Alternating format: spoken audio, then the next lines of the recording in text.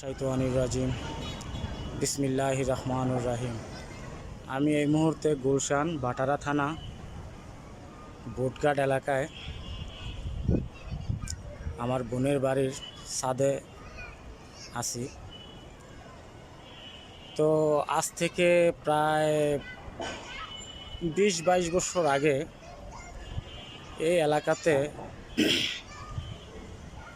জমি ছিল, পানি ছিল, মানে সোজা কথা মানে হাওরের মতো ছিল। আর আজকে এই এলাকায় কি পরিমাণে বিল্ডিং, অবিশ্বাস্য।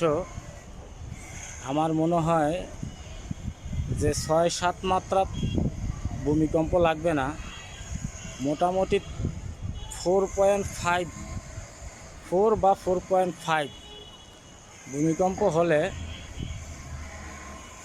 এই এলাকা তো দূরের কথা, ঢাকা সিটি অন্তত 10 হাত মাটির নিচে থাকবে প্রত্যেকটা বিল্ডিং।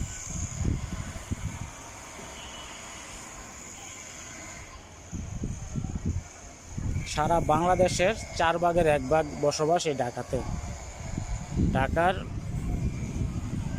ব্যস্ততা কমানোর জন্য সরকারের উদ্যোগ নিতে হবে পার্শ্ববর্তী এলাকায় বড় বড় সরকারি বিভিন্ন অফিস আদালত থেকে শুরু করে বড় বড় কোম্পানির অফিস আদালত আশেপাশে সরায় নেওয়া। আল্লাহ হাফেজ।